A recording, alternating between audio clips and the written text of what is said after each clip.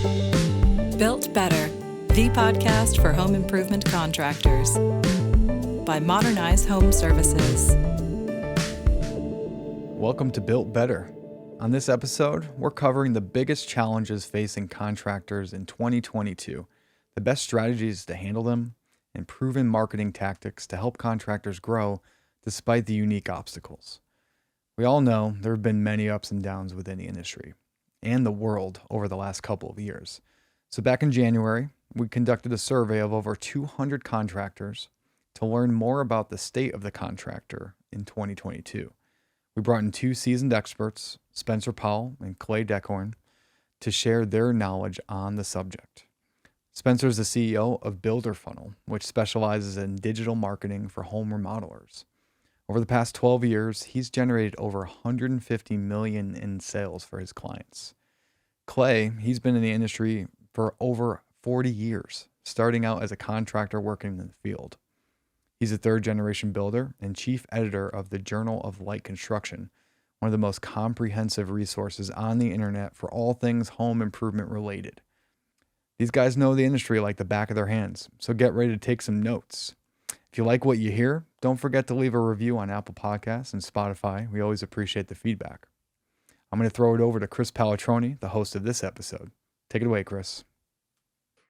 Well, hello, everybody. My name is Chris Pallatroni. I am one of the co-founders of Modernize Home Services by Quinn Street. It is April 22nd, 2022. And this is an exciting one, guys. This is the first time that we have done a contractor survey. We're typically focused on the homeowner side of the business.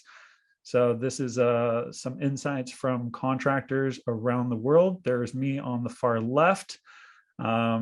And we have two wonderful guests today.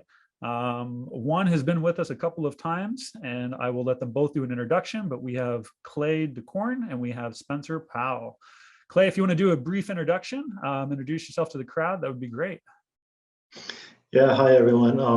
I'm the editor of the JLC Group. What that mostly is the Journal of Light Construction. That's prime responsibility, but it also includes Remodeling Magazine, Tools of the Trade, and Professional Deck Builder are some of our niche media. But I'm a former contractor, third generation builder. I took the job of being a magazine editor back in the recession of the late 80s, and I kind of never looked back. So I enjoy talking to builders who are very excited about what they do and trying to bring a voice to them. So awesome. Thanks for that, Clay. Spencer, want to give a quick introduction as well? Yeah. Excited to be here today. And I'm the CEO over at Builder Funnel. We're a marketing agency specializing in really marketing strategy for remodelers. And my family goes back 4 generations. So that's how I got into to this world. But out in the Seattle market, they've been building homes, remodeling, handyman, property management, you name it, for about 110 years. So I'm come from a long line, and I got in on the marketing side and said, I'm not doing what you guys are doing. And but I got hooked in anyways. So. Awesome. Thanks for that. Well, now that you guys both mentioned you have a background in construction, I feel compelled to feel like I also say, so for those that know any of my background, we started off as contractors way before we started this business in 2005. Don't have quite the rich history that Clay or Spencer does, but I did knock on a lot of doors. I did paint a lot of houses. So you guys are in for a treat. You're sort of getting a little bit of the editorial world. You're getting a little bit of lead gen in there mixed with marketing. All rooted in construction. So thank you for that. So hopefully not the only reason you joined us today, but a benefit of having joined us, we do have a drone giveaway. So during this webinar, the trusted crew behind the scenes will pull from a hat, and there will be a winner of this beautiful drone here, which we will announce at the very end of the webinar. So if you're not into the tech stuff, you're welcome to give it as a Christmas gift. Somebody will love that. All right, cool. Well, these are the main topics that we're going to be covering today. Once again, this is based on a contractor survey we did. If I'm not mistaken, we did this at the tail end of last year. sort of looking at what sort of the sentiment of contractors in 2022. So sort of reading through the bullet points here, we'll do a 2022 outlook for the home improvement industry. What were those big themes that we were seeing or hearing or contractors concerned about? We'll talk about supply chain. We'll talk about rising marketing costs. We'll talk about labor shortages, and we will talk about lead generation. So these will sort of be the major categories we covered today. All right.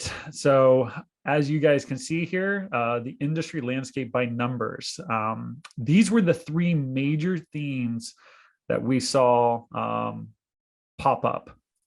Rising marketing costs, labor shortage, and supply shortage. I'll give a little bit of my perspective here, and then I'd love to kick it over to you, Clay, and have you give a little bit of your insight to this as well. Having been in the contracting, industry for 15 years, other than supply shortage, I feel like rising marketing costs and labor shortage are like always there. I realize supply shortage feels a little bit new with COVID and whatnot, but I am not shocked that labor shortage popped up. And I always feel like maybe because I'm part of a marketing company, we're always talking about rising marketing costs as well. But I'd love to get your perspective, and then we'll flip it over to Spencer. Yeah, so definitely both of those are been with us, as you said, for a long time. The labor shortage, I feel like we've been talking about it as a crisis, mostly a crisis of the skilled labor shortage for over the last decade, and before that, I think we've always had a labor shortage, but the change in the skilled labor, it's changed what the bar is for hiring, and it's now what I hear is anybody with a pulse. It's kind of, that's how bad it is in terms of the labor shortage. Yeah, I think it's interesting hearing you talk about like labor and marketing kind of always being there. And I think about the labor part of it just as like we see this like aging demographic that's falling off and retiring, and we're just not bringing people up through the trade schools. And I think that like it's just each year it's getting more and more amplified. And in the last 2 years, we kind of just like accelerated that because the demand shock was so heavy. And so then we needed more labor than we already had, which we were already short, kind of like how I think about where we are for home supply too. And then marketing costs makes a lot of sense because especially when you think about like paid channels, a lot of that has been driven online. So you think about like Google or social ads, and 2010 timeframe, like a lot of that was newer, and now we fast forward a decade and it's a lot more competitive, which just drives like your cost per click on a lot of those channels up. And then if you just think about hiring an agency, hiring on-staff marketing, like salaries have gone up over the last 10 years with inflation and all those other things. So those numbers don't surprise me, but I think those are some of those like high level indicators that go into that. Yeah, and then this we took this survey in December, I believe, of last year too. So this was before the word inflation was like posted over everything, right? This was before the war in Ukraine. Like, so this is coming, people not having that sort of insight, and inflation's at 40-year high at this point. And so there's other factors that are sort of bleeding into this, but I do see, I think, more macroly speaking, and you speak a little bit as it relates to the marketplace, this is a little bit of a changing of the guard in some ways. I know some of these are pretty historical issues, but the cat's out of the bag with COVID, and I think the home improvement industry is changing. That's a very slow change. But I do think that we're going to be facing sort of a new norm, if you will, over the next 5 to 10 years. So it was interesting to sort of see that sentiment before we caught some of the issues in the first quarter of this year. All right, Clay, I'm going to let you take it away here, share a little bit of your background here, and then we'll dive into some of the supply chain stuff. Okay, so yeah, this is just the overview of what we mean by the JLC Group. But as I say, my daily focus is Journal of Light Construction. We constantly poll the JLC readership, which is mostly digital these days, but it's also a subscription-based magazine that's been around since 1982. And I think we're kind of reaching an audience of about 280,000 builders and remodelers who 90% are involved in a remodeling, 50% are involved in new construction. So you can put that together as an overlap of a bunch of people out there who are doing both. My perspective is mostly on the general contractor, and I realize that's not everybody that's here, but hopefully if you're in the subtrades or other building professions, you can kind of put that together. But so what we're hearing when we poll our readers about supply, it's lumber, sheathing, OSB, trusses, I-joist, LVL, windows and doors, molding, cedar shingles, copper wire, switch boxes, conduit, concrete, drywall, siding. You know, as one of our readers put it, frigging everything. And how bad is it? Definitely people are losing jobs because of either the time or the price. Mostly it's about price right now because it feels like often in the form of clients deciding to wait, hoping prices are going to come down. The time thing, it's sort of customers are getting used to the fact that they want the job done. They wait a little bit, they check back with the contractor, and the lead time gets pushed out even farther. So a lot of our readers are only booking work in 2023 at this point. So huge backlog. Getting those jobs produced is harder than finding the jobs right now. So maybe it's not so bad, you know, in the fact that we're losing, but it's really the pain point is just that it's a pain forcing contractors to change how they work. Starting with the changes in business, a lot of folks are no price guarantee on materials whatsoever. Or if they do, it's a very short time frame, you know, 5 days or 2 weeks. You know, or they're just doing a labor only bid. And that's definitely one way of doing it. It's a little tricky, obviously, with labor only bids, because you got to make sure that you are really charging for burden labor, not just on the direct costs like base pay, Social Security, Medicare, workers' comp, the unemployment tax, all those kinds of things, but also all those soft costs, which is like education, cell phone, tool allowance, vehicle. And these are all the benefits that in order to retain that labor, and which we'll get to in a minute, is more and more part of the package. So getting that labor, burden labor correct on labor only is a little tricky, because you also ought to be adding profit in on the labor only side. So that's something definitely that guys are figuring out how to do. On the business side, when you're doing fixed cost bids, more and more guys are implementing an escalation clause in the contract just to kind of cover them. But that assumes that you're doing fixed bid. It's probably still the majority, but I can't tell you in the last 2 years, more of our readers have made the switch to going cost plus as a way of structuring their business. And it's, you know, now with the demand, if you're thinking of that at all, and also charging for the estimate, you know, or charging for some kind of pre-construction services, now is the time to do it, because the demand is out there for the work. So I think customers are much more amenable to opening themselves up to the trust, and you have to establish that trust to do cost plus work. But it's definitely where I see a big shift in our readership is going.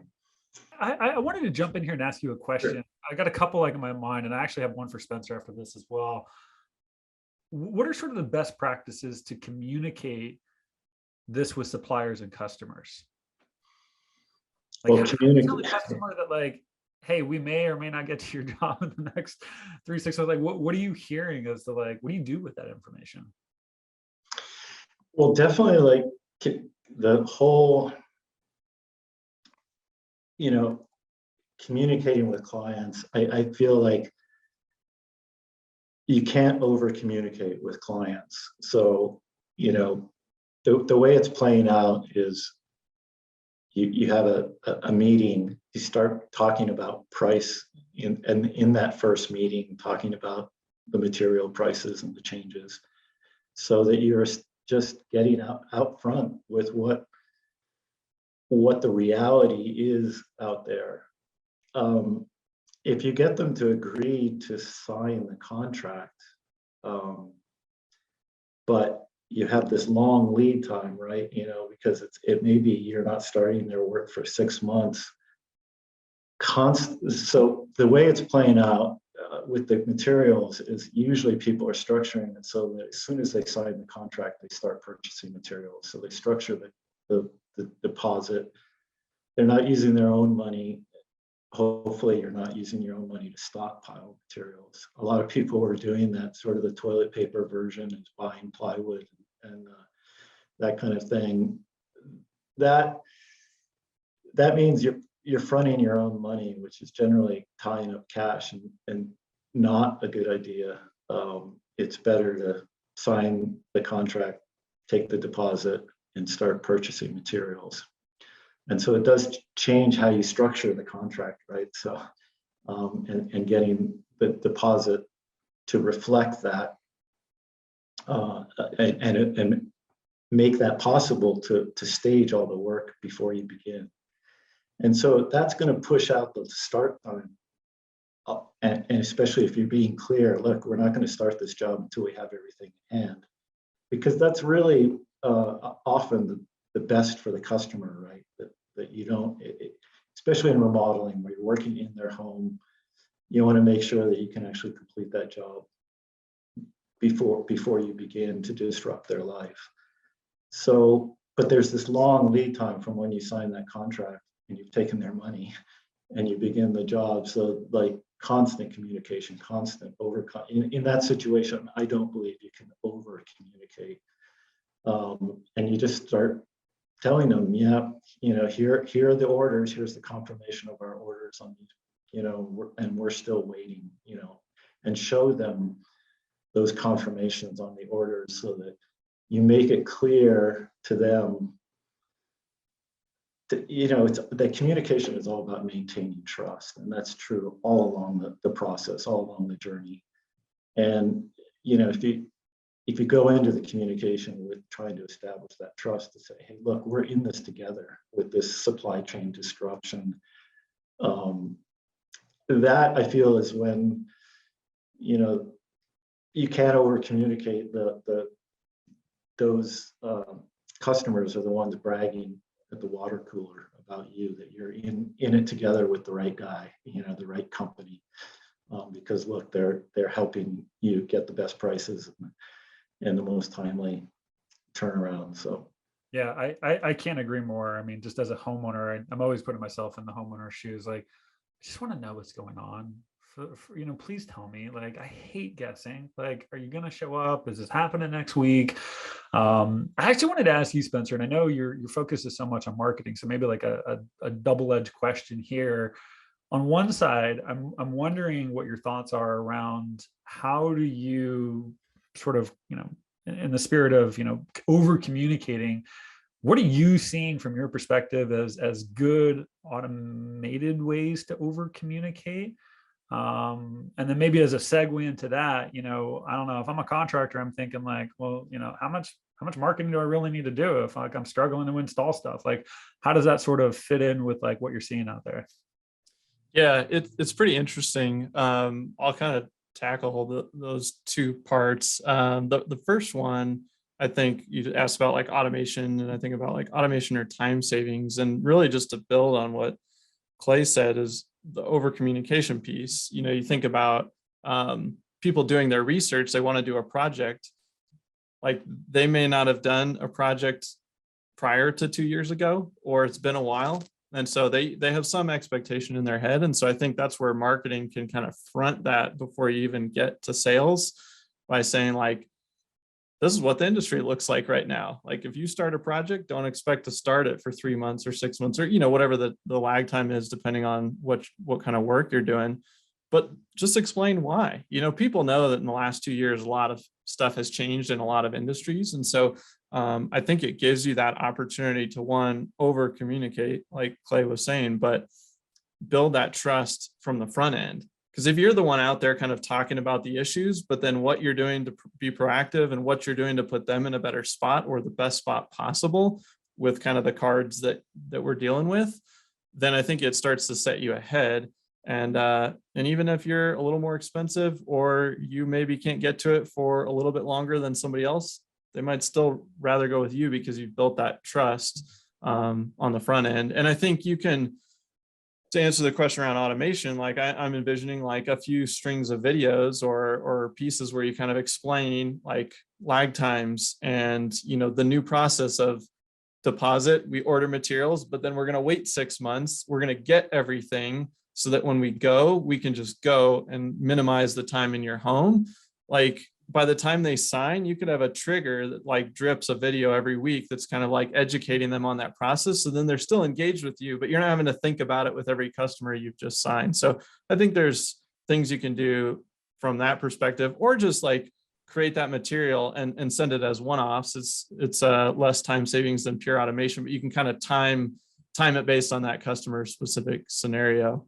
You asked me a second question around marketing cost, or do I even need to do marketing because there's so much demand? Yeah, I'm just curious on that. Like, if I was a contractor and I'm thinking like, man, I'm having a hard time keeping up with jobs. I mean, I'm hearing more, and I'm sure it's probably more built into sales models today than it used to be 3 years back of, rescinding contracts. I mean, that was always a part of what we did, right? Hey, if I sign 100 contracts, I produced 95 of them. I'm pretty sure those numbers are a little bit more softened since then. And so, yeah, I'm sure some contractors are probably thinking to themselves, do I have to still market my business? Like I'm having a hard time just, producing the work that I've already signed. Like, what are your thoughts around that? What are you hearing? Yeah, so I think there's always like a couple of schools of thought. And one is when things are good, I'm just going to like cut my marketing and not worry about it and like just ride the wave. And I think we all intuitively know there are cycles. Things aren't like this forever. Many people listening probably have experienced cycles, the ups and downs. And so I think it becomes more of a shift. And so you're going, okay, maybe I'm not doing heavy lead gen, like trying to drive more contracts today, but you're saying, hey, I'm going to invest in my brand. I'm going to invest in education. I'm going to invest in some of these things that have like a longer time horizon. As a quick example, I think of like, if I needed a lead today, I could go to, a lead gen site. I could go to Google and just say, drive me some traffic. And I'm just going to put dollars in and start driving activity my way. That's typically going to be a higher cost per lead, but faster acting.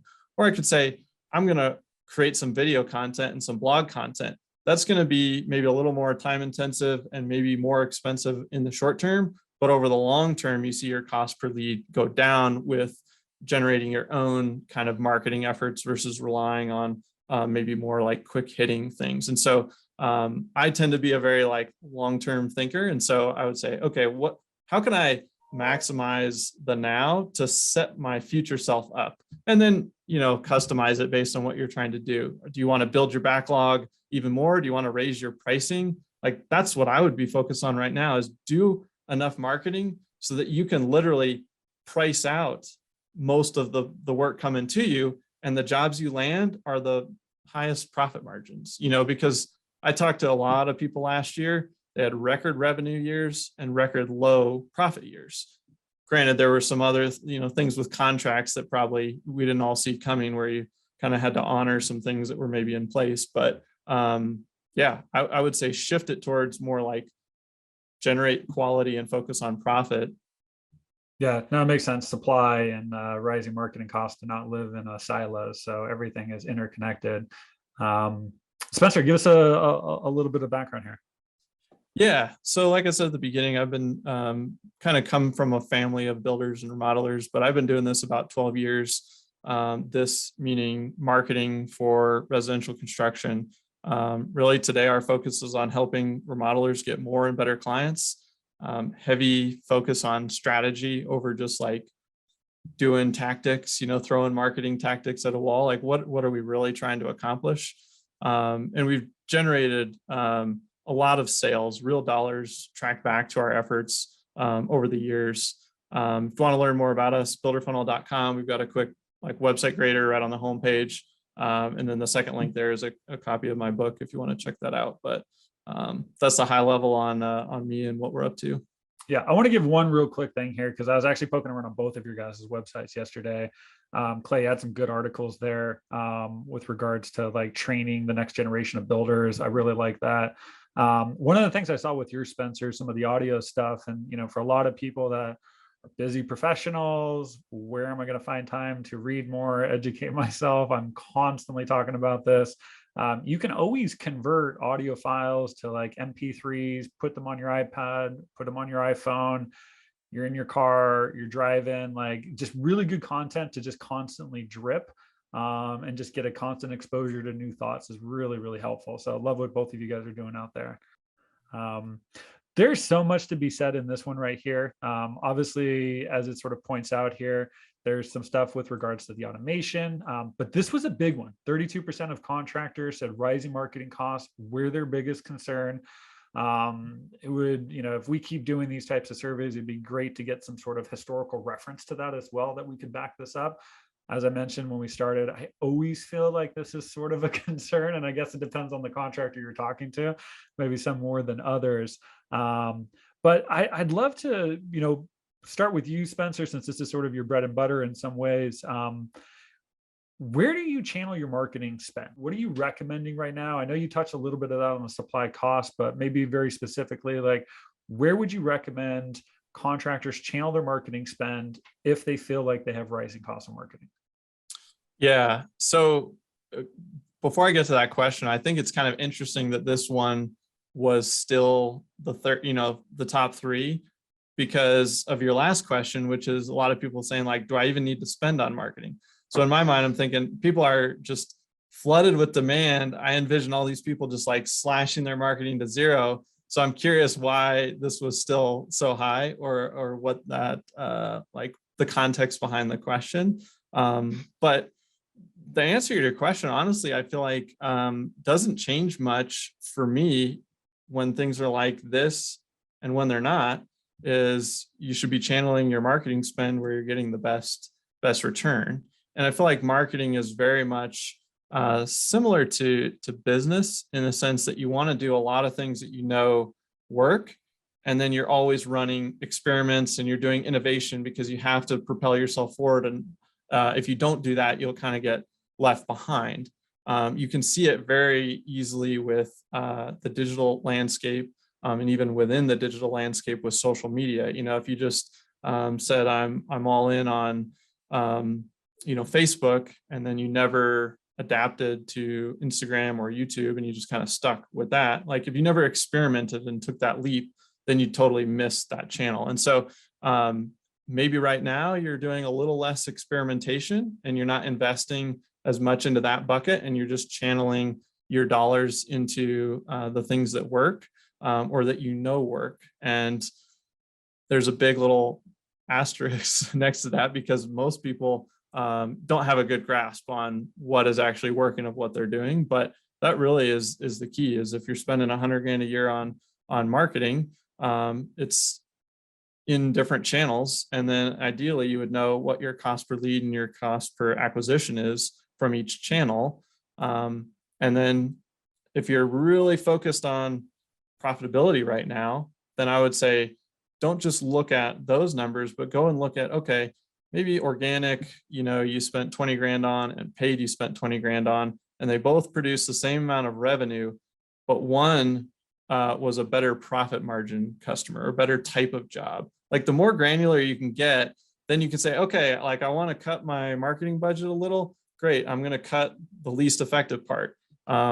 And I would say, but honestly, if you're more profitable right now, hold your marketing budget, set yourself up for the low cycle, because people are slashing marketing now because they think they don't need it. And then that's really what marketing during busy times does for you is it allows you to do well and thrive during the low times, and then you pull out of the low times ahead of everybody else. So that was a little bit of a tangent off of your original question, but it really comes back to, for me, just tracking the results of each channel and evaluating. That's great. What would you recommend? I mean, I always sort of hear this, technology is deflationary, right? Like as more technology comes into play, whether we're talking about marketing or any other facet of our business, it should drive down costs. That's the point of it. When you're thinking about this tracking, and I wholeheartedly agree with you, I think, the devil's in the details in a lot of ways, but,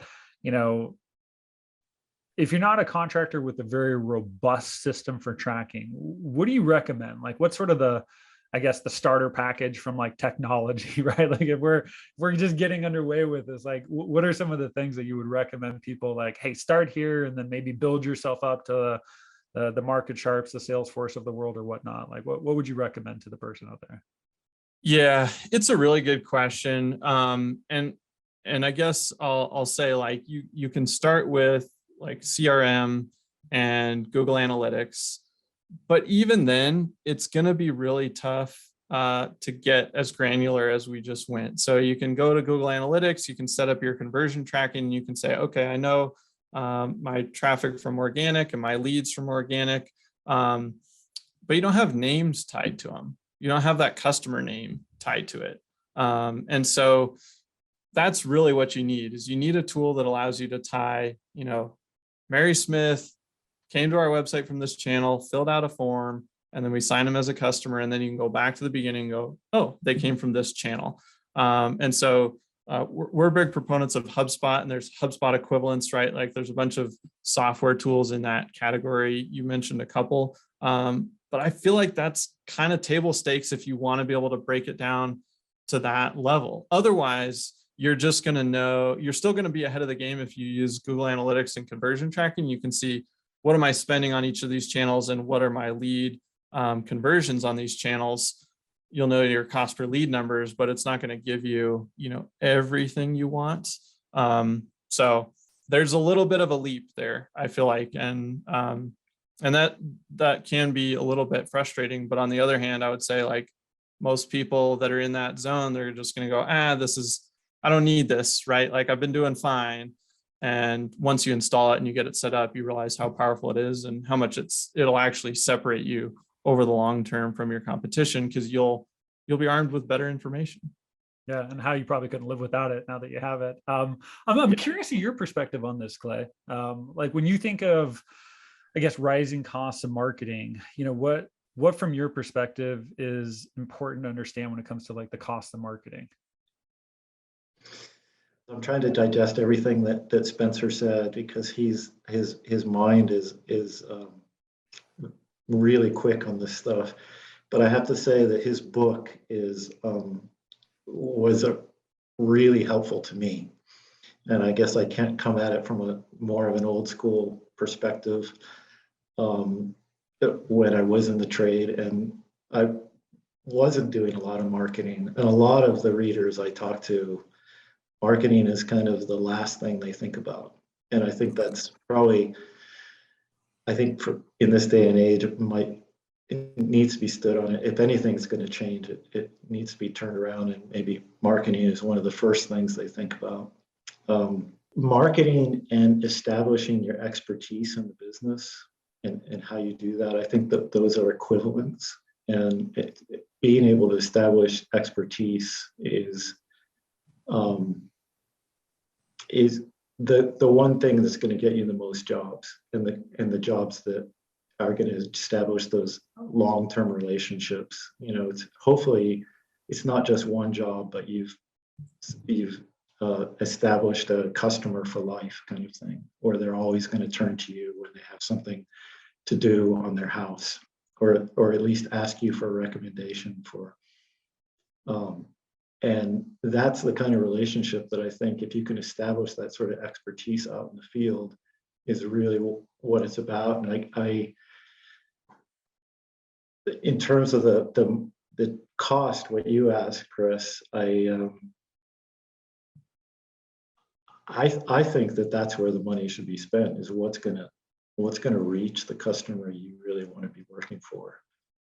And I guess what I've seen as the most revolutionary in the last few years is Instagram. A lot of our community is moving to Instagram, and they're doing it both, justifying the time and expense it takes to post and explain what they're doing to establish their expertise in the field. Justifying that because they're not spending that money, they're spending the time to do that, and meaning taking time out of their day to post and explain, and that's actually a lot of their marketing spend is going into that. And I think that's a fascinating revolution that's happened in the Instagram space, because it sort of defies a lot of the, Instagram doesn't drive traffic to your website. And that's the way a lot of people like to measure things, but Instagram doesn't do that. It's much more based on, establishing that basis of expertise. So I don't know if that exactly answers your question, but it's to me, it's an important establishment in the way things are being done these days that is new to me for sure. Yeah, I'm going to actually bring both sides of the world back on this one, because I think the answer is great. When I talk to contractors, so there's a couple of things that I think here. One, when it comes to like rising cost of marketing, I'm a marketing company. That's sort of like what I've been bred over the years. But I absolutely agree, Clay. Like, what contractors are after is word of mouth. And Spencer, I was actually listening to our podcast we did last August, and we talked about this. Is like everybody wants more word of mouth. How do you get more word of mouth? Sure, some of it is doing great work. There's no doubt about that. But you need more clients, right? And as you have more clients, that great work that you do can be leveraged to get more. And so going back to a little bit of the analytics here, and without getting crazy on any of our listeners, I get that there's limitations as to how much things we can track. We got to run a business. But I think understanding, like, yes, I do think marketing is great. We can sort of blur the lines between brand awareness and lead gen or marketing, right? So if we're talking about Instagram, I think there's great opportunities to bring awareness to how certain elements of the job. I find myself always getting suckered into some little video, right? Some time-lapse video of how something was done, or like, you're like, how's he going to cut that? And next thing you know, you're like, oh my God, that's so cool. I could never do that. Let's call these guys up. So I think there's some great elements in that right there. But at the end of the day, what everybody wants more is they want more phone calls of past customers that are looking to buy more of the product that you guys offer as a contractor, or they're looking for a referral. And I think the best way to get some of that stuff is you do a little bit of marketing, unless somehow you can create a magical business in which you just get one customer and somehow you just grow to whatever size that you want to be. So I do think you have to sort of nurture your customer base. And I think having some really basic analytics to lifetime value, right? So for every contractor out there that offers more than just a particular service, right? So if you're a roofer that also does windows, or a kitchen remodeler that also does additions, like there's so much value in finding ways to automate the touch points to those customers so that you are top of mind when the next project comes up. So I think lifetime value is really, really large. And if you do that with some simple marketing, it drives down your overall aggregate cost of marketing. So I think that's huge. Just asking for referrals is massive as well. And so like if you're a good contractor, and I think everybody will pride themselves in the work they do, but just being able to ask somebody, hey, Clay, if you love the work we do, most of our business is word of mouth. Do you know somebody that's getting some work done? And if the answer is no, that's great. Follow up, check in a year later. Hey, how's that bathroom? Anything came up? Hey, by the way. And so I think a lot of people lose sight of the fact that your best resource for leads in a lot of ways and to suppress cost of marketing is your customer base. If you've been in business for 10, 20, 30 years, you have a massive customer base of people that will either spend more money with you or know somebody that is spending money. And I think that just goes back to like overall lead nurturing. So when I think of rising costs of marketing, and this is a little bit of what you were saying on the previous side, Spencer, is look, just have a system in place to nurture the leads that you are generating or have generated. And I think if you're even if you're not perfect at how you nurture them, but you are nurturing them, I think in the long run, that's how you can justify a 10 or 15% cost of marketing. That may be a very small percentage of your business, or maybe a meaningful part, but it will be offset by the referrals and the lifetime value of your clients, because those don't cost even nearly as much as a 10 or 20% cost of marketing. So I think it's a nice way to sort of blend the two of those together. I don't know, Spencer, you want to add anything to that? Yeah, it's funny, like as you started, you're like, I'm going to pull these together, and your first few lines was literally where my mind was going with this is, everyone wants word of mouth and referral, and that's the ideal. But like, how do you get more of that? Like if you have 10 past customers, you're only going to get so much word of mouth and referral. So you need more new customers. But then really what it got me thinking about is, okay, how can we create and just kind of embrace that we're in this like supply chain problem, labor shortage, and just say, okay, I'm actually going to have more time with this customer. How can I think about making this a great experience throughout that? So if it's 6 months from contract signing to kickoff, what are some fun things you could do between now and 6 months from now that I would put into that like marketing bucket, but it's really customer experience. It's all leading to the same thing, which is a happy customer that's going to spread the word about you, right? So like maybe there's some fun stuff on social, maybe there's some just other random things you can do, but like that's where I would be thinking about is what can I do from a marketing perspective in between signing and starting, and then even starting throughout, like maybe almost make light of, some of the things, you probably got to tread carefully there, but like, hey, this is nuts right now, guys. Like, glad we're doing this together. Like, I'm going to take care of you and we're going to make it a little fun. Like, they're more likely to probably share that experience. And so maybe just thinking about experience as marketing and the cost there to then drive the free customer when they say, hey, you should go work with these guys. It took a while, but like it was fun, and it's going to take a while with whoever you go with. So Yeah, without a doubt. This is actually, I think this segues really nicely into our next one. But when I think of rising costs of marketing, I think it as an opportunity, if you get good at it, to suppress your cost of marketing. I do think there's ways that you can compress your cost of marketing, which will free up budget, which when I think about labor shortage, not that it's purely just pay more money, but I think it gives you additional resources from a capital perspective to invest in this area. And so, Clay, I read one of your articles the other day. You obviously, this is sort of your domain here in some ways, but I'd love you to talk a little bit about sort of what you're seeing right here and like, how do we tackle this? This is a really big concern for contractors. Almost 60% of the guys that we surveyed said that this was a big concern coming into this year.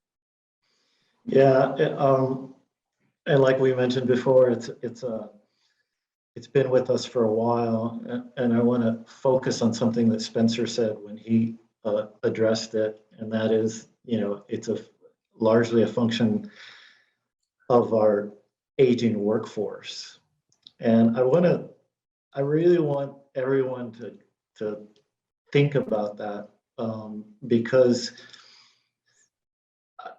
when to really solve this problem, I feel like a lot of people are going out there saying, oh, well, it's compensation. If I can pay more, I can attract the best skilled labor.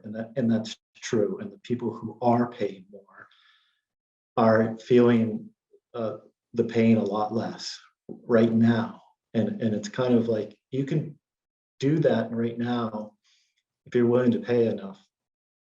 But for how long? Because that probably those guys who actually have the skills are much older, and they're going to age out. And so it's really, we need to be focusing on this issue as a way of how do we train the next generation of builders, to ensure that we can, have trust in this industry. And that it won't be usurped by, Amazon coming in and just selling kind of plug and play components and things like that, which is coming. It's going to be more and more of that kind of thing. But the industry has been doing that since the turn of the last century. We used to make windows and doors on site, right? So we've gotten used to the idea of building components and then getting more complex, and that's really what our labor is these days is the assembly of components. But it's this demographic challenge we have is how do we bring in, and I think one of the most concrete things that I'm hearing from readers out there is that as a company, you have to always be hiring. You can't wait till you lose a person to start advertising. And I think every company website should have a navigation point called careers, in which they're selling and literally marketing their company to prospective workers, prospective employees. And that kind of in the same way of always be hiring, the hiring process is not a one-time event. It's not a, find somebody, at whatever the bar is that you're holding up to bring them into your company. A lot of people are saying it's more about attitude than it is about skills at this point. If you get somebody who's eager and hungry to learn and join the trade, that is the bar to entry into the. But don't just hire them and then throw them onto a crew and sort of forget about them and to make their own way, because they're the ones that are probably going to leave soonest if they don't feel like they're part of, so that the degree that which a company can create this path, and it probably looks like, the initial is recruiting, you make an offer, you hire them. There's usually an initial period where it's all about just getting to know them. And I don't think you have to have an HR department or, it has to be a real formal process. It's just always checking in, either as the owner or the project managers or however your company is structured, who's interfacing with those employees to, always be checking in with them and find out where their interest lies and begin to build a true training program. And a lot of people balk at the idea of training because it sounds expensive. It's this process, how formal you make that. The more formal and the more, I think, tailored to the individual you can make that training process so that they feel taken care of, the more likely they're going to stay. And again, it's like building towards expertise. If you can make those new hires experts in one thing, they become that guy, then they can take pride in what they're doing. And if they have expertise, they're much less likely to jump to another industry. And so I feel like that's what the training process should be about. It's building that expertise in each individual. And of course, the career path that they know, like this is a place I can stay. And I think the better companies are doing that. They're building employees for a lifetime, but those employees are also training for a lifetime, in the companies. Also, I just want to say that, compensation is important, but it's not always about the money. Benefits, especially flex time. If you can build flex time so that, these young guys who are building families, have time to spend with their families. If you can hire them on a 4-day work cycle where they're working 4 10-hour days and are off for 3 days at a time. Or maybe that's every other week or something like that, but so that they get more free time is almost more valuable than the paycheck at this point. Yeah, those are some good points, Clay, because I think we all can appreciate it's not always money. And look, think about the opposite end of that spectrum. If all you were able to do was attract people through money, and I think you said this right in the beginning, like at one point you may not be the one with more money, and like that's you don't want to create such a fickle staff through that. So I do think, and this is such a big topic. I mean, for the sake of time, we'll move on to the next one here in a minute. But I mean, I'm thinking like, oh my God, like your efficiency to run a good business controls like your ability to not have to lay people off at certain times, and that impacts, your labor. I'm thinking, more tech, like there's a lot of stuff that's trying to be done in the space, the HVAC space of how do you sort of use some technology to replace some technicians, and how do you become maybe more efficient at scheduling so you don't require such a heavy staff. Like there's a lot of different ways that you can go, but the ones that I really like latch onto and what you said is, it's part of its culture. I think it's like, how do you build a good company? How do you show people the career path that, like, yes, you may start here, but this is a good life, and like there's opportunity to move up from here. People want to have impact. People want to have meaning in the work they do. I was talking to a coworker yesterday, and Google did a really big study years back called the Aristotle program, and they sort of dissected like the best teams, and they were trying to figure out like what's the secret ingredients to the best team out there. And 2 of the 5 ingredients was impact and meaning, right? And I think that plays really important into it. It wasn't, I don't even actually think they listed money as one of the like things right there. It's like, oh, if you pay me the most. So I think those are really big. This could be an entire webinar on labor, because once again, as I've said on almost every slide, this is an ecosystem. So much of this all plays into the next. So great insights there. We've touched on a lot of this stuff, like as we've sort of gone off on this. Knowing what we've covered already, Spencer, when you think of rising cost of marketing, you think of supply shortages, we think of labor issues, and now we're sort of finishing off with, you need leads though, right? You need lifeblood to your business. What have we left out of this so far? Like, what have we not touched on that would be important for the audience to hear as it relates to lead gen? Yeah, I think I was thinking about this before we started, and I think one of the easiest ways to break down, like I really like thinking about SEO, and then like the paid side, like just driving, like whether it's Google or Facebook or whatever. And I look at like paid as renting and SEO as owning and like building a portfolio. And so right now I would be thinking about kind of those 2 buckets and what's more important for what your business needs right now. And if you're in the bucket of most people are like, I'm booked out, I have plenty of leads, I'd be really heavily focused on building my organic presence and my SEO, knowing that that's going to solidify you no matter what the market looks like. Like if you're ranking at the top for lots and lots of keywords, then you're going to be ranking at the top when there's 1,000 searches a month, or maybe when demand slows and there's 500 searches a month, like you're going to get a larger share of that search.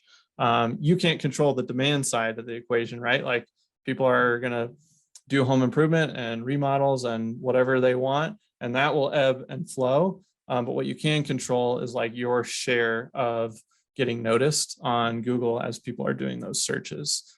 So I think like we already touched a little bit on like social and branding and some of the experience stuff, so I won't rehash some of that. But I think if I were to leave people with just thinking about like, those are a couple of big buckets that you can really think about. And if you need more leads today, then maybe you push a little harder on the paid lever, right? Like that's going to be your amplifier, your quick driver. But if you don't, then I'd really be thinking about like invest now, set yourself up. So as all the demand slows, if you increase your share, you might see that you actually just hold steady when things kind of cycle down. So that's how I think about it at a high level. I did, if it's okay, I want to pop back to just the last slide that we were talking about, and your points that you guys were both making. I think you like nailed it. And as I was thinking about it, I feel like there's really 2 like ways to kind of like, I don't know, I'm a simple guy. I try to like break stuff down into simple concepts, but it's like demographic problem, right? Like we've got really people that are going out of the industry and not enough coming through the industry. And that's just because we've marketed to the younger generations, go get a 4-year degree and go get like a non-blue collar job, right? That's just been like general like marketing awareness of culture, I feel like, for the last however many years. That is tougher. Like we're all like, as an industry, we're trying to combat that. And then the other piece of it is just like embracing training within your company. Because I think we all have this expectation that like somebody new is just going to come in and they're going to know stuff. It's like, I went to 4 years of school. It didn't do anything for my real world experience. And I think that applies like almost across the board. Like school doesn't teach you on the job skills. And so if you just say, I'm acknowledging that, I have to control my own training. And I would just get over it and embrace it and just say like, I can control that piece. And then we're all trying to chip away at like building better cultures, better teams to attract people into the industry. And that's going to take a concerted effort to overcome that. But control what you can control. And so anyway, I just wanted to kind of frame that. I feel like there's those two big components and we can for sure control one of them. Can I echo one thing on there that embracing training part of it is the other way to think about that is you're going to be paying for that, whether you make it an intentional budget item or not, right? Because, reduced productivity and liabilities on the back end, whether that's callbacks, warranty claims, or the worst case is litigation, by not having trained staff who are really doing it as best as they can and as best as you as a company can. So I think that puts training in perspective. That cost, you're going to be paying for it if you do or if you don't. Yeah, without a doubt. And I'll piggyback on that as well. Like I think going back to the career planning and providing a meaningful role that people play within the organization and showing the impact they make, like if you can solve that on an individual level, your best, very much like getting more work, your best way to recruit is going to be through birds of a feather flock together, right? Like the people that are working for you, if they're happy, if they're empowered, if they feel like they're making an impact, if they feel like their career is growing, not just their paycheck, like these are all things that make them happy. And people want to know, like, well, why are you so happy over there? I work for this amazing company. You should go check it out as well. When I think of lead gen, there are so many options out there. It is just overwhelming. And so if you look at this slide or think about all the ways in which you can market your company and it becomes overwhelming, I would just say this: you just start with one thing and get good at it. It's not that you can't layer in another one. It's just basic habit formation. You got to start slow. You got to set the bar low. Like get good. If you're a door knocking company, just get good at knocking on doors. Build a good system. Track things. Standardize your processes, and then fold in something else, be it an Instagram feed or PPC marketing or whatnot. Like the best companies do a lot of things, but they didn't do a lot of things all at once. And I would say even more before that, spend some time with your team and think about what you want to accomplish. Like reflection goes a very long way in this. Be intentional. What brand are we trying to build? What values do we have? What are our goals as an organization? And try to create some North Stars. And then from there, start to chip away at some of the marketing stuff and some of the labor stuff that will help you get there. So really good stuff here, guys. Really appreciate all the insight, Clay and Spencer. Great having you guys both on and sharing that with the audience. We do have a winner for the drone. So we will be emailing this person as a follow-up to this. But the hat the name that was pulled out of the hat is Tim Gordon. So if your name is Tim Gordon, then you are the winner of this beautiful drone. Our team will follow up with you via email, and we will find a way to get that over to you. For everybody that joined us today, really appreciate your time. Thanks for spending the last hour with us. And thanks for our panelists, both Clay and Spencer. You guys have been great. So thank you for all that. And all the people behind the scene that you do not get the opportunity to see. We've got an army of people here on the Modernize side of the house making this happen, as well as both on Clay and Spencer's team. So thank you for everybody. It takes a village. So thank you guys. Enjoy the rest of your afternoon. Thanks, guys. Thank you.